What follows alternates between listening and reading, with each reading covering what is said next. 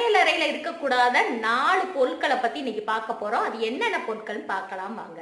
வாஸ்து சாஸ்திரப்படி சமையலறையில வைக்கவே கூடாத முதலாவது பொருள் துடைப்பம். பெரும்பாலான வீடுகள்ல துடைப்பத்தை சமையலறையில தான் வச்சிருப்பாங்க. அது நம்ம போகும்போது சரி வரும்போது சரி கால்ல படுற மாதிரி இருக்கும். என்னதான் துடைப்பத்தை மகாலட்சுமியோட அம்சம் சொன்னாலுமே துடைப்பத்தை எங்க வைக்கணுமோ அங்கதான் வைக்கணும். ரெண்டாவது பொருள் என்னன்னு பார்க்கலாம். உடைந்த கண்ணாடி பொருட்கள் கட்டாயமா நம்மளோட சமையலறையில சாஸ்திரப்படி இருக்கிறது நல்லது கிடையாது.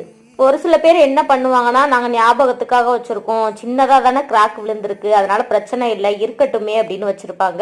அதனால உடைந்த கண்ணாடி பொருட்களை உடனே அப்புறப்படுத்திடுறது நல்லது. மூணாவது பொருளை பார்க்கலாம். பெரும்பாலானவங்க வீடுகள்ல குப்பை தொட்டியை சமையலறையில தான் வச்சிருப்போம். ஒருவேளை சமையலறையில குப்பை தொட்டி வச்சிருந்தோம் அப்படின்னா அப்பப்ப சேர்ற சமையல் கழிவுகளை உடனுக்குடனே அப்புறப்படுத்திடணும். நாலாவது பொருள் என்னன்னு பார்க்கலாம். துருப்பிடித்த பொருட்கள் சமையலறையில இருந்துச்சு அப்படின்னா எதிர்மறை ஆற்றலை தான் உண்டாகும்.